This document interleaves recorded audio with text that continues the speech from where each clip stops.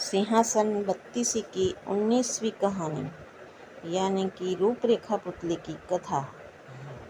हर बार की तरह इस बार भी राजा भोज फिर से सिंहासन पर बैठने के लिए आगे बढ़ते हैं, लेकिन तभी सिंहासन की 19वीं पुतली रूपरेखा उन्हें रोकती है और राजा विक्रमादित्य के गुणों की चर्चा करते हुए एक कहानी सुनाती है। अब आगे बढ़े। एक समय की बात है, राजा विक्रमादित्य के दरबार में दो तपस्वी अपने सवाल लेकर आए। राजा ने उनसे कहा, हे साधु, बताइए आप दोनों के मन में कौन से सवाल है।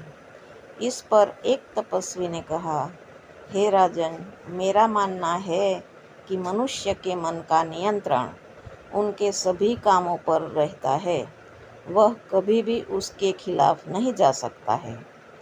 जबकि साथ आए दूसरे तपस्वी ने कहा, नहीं राजन, मेरा मानना है कि मनुष्य का ज्ञान ही उसके सभी कामों को नियंत्रित करता है और मन भी ज्ञान के अनुसार ही चलता है। राजा विक्रमादित्य ने दोनों तपस्वियों की बातें सुनी और उन्हें कुछ दिन बाद दरबार में आने को कहा। तपस्वियों के आने के बाद राजा विक्रमादित्य दोनों सवालों के बारे में सोचने लगे और उन्हें ये सवाल बड़े अटपटे लगे। एक पल के लिए उन्होंने सोचा कि पहले तपस्वी का कथन सही है, मन सच में चंचल होता है और इंसान उसके वश में आसानी से आ जाता है। दूसरे ही पल राजा ने ज्ञान के बारे में सोचा। उन्हें लगा कि दूसरे तपस्वी की बात भी सही है, इंसान अपने मन की करने से पहले जरूर सोचता है और तभी निर्णय लेता है। ऐसे तो ज्ञान मन से ज़्यादा प्रभावी है। इन दोनों उलझे सवालों का जवाब ढूंढने के लिए राजा वेश बदलकर राज्य में निकल पड़े। कुछ दिनों तक घूमने के बाद उनकी नज़र एक गरीब युवक पर पड़ी, जो एक पेड़ के नीचे बैठकर आराम कर रहा था। उस युवक के बगल में उसकी बैलगाड़ी खड़ी थी। राजा विक्रमादित्य उस युवक के पास गए और उन्होंने उस युवक को पहचान लिया। पेड़ के नीचे बैठा वह युवक उनके दोस्त सेठ गोपाल दास का छोटा बेटा था।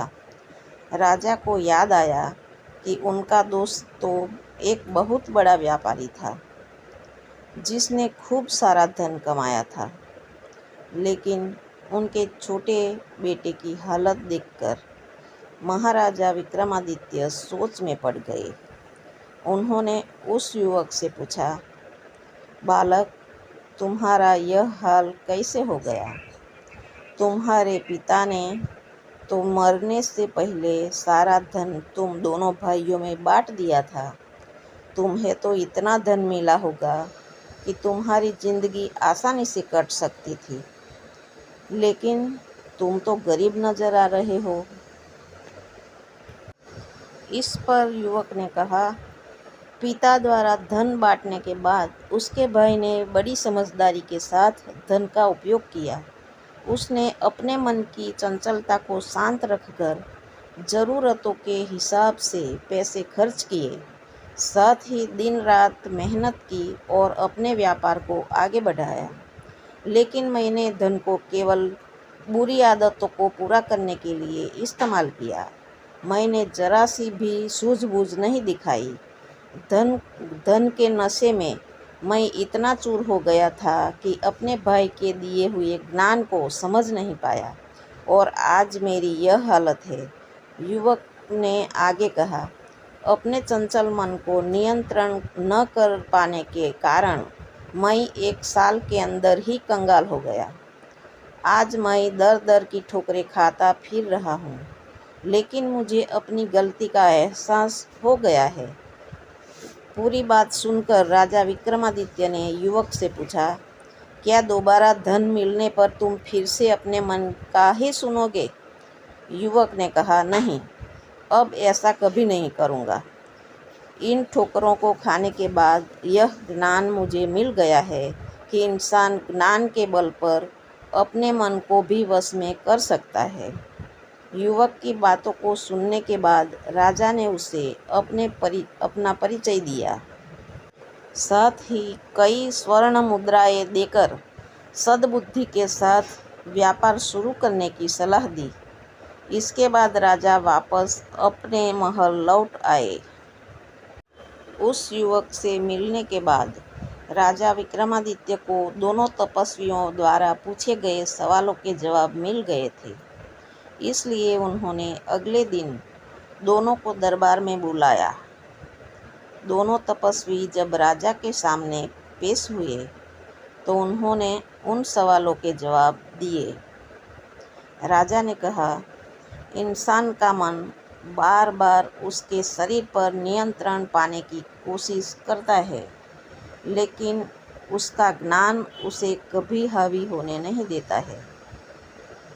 एक ज्ञानी व्यक्ति कभी भी मन के आगे नहीं हारता है और वह हमेशा अपने ज्ञान से ही चलता है। राजा ने उन दोनों तपस्वियों को उस गरीब युवक की कहानी सुनाई और कहा, अगर मन रथ है तो ज्ञान उसका सारथी होता है। बिना सारथी के रथ कुछ नहीं है। राजा की बातें सुनने के बाद दोनों तपस्वियों को अपने सवालों के जवाब मिल गए थे।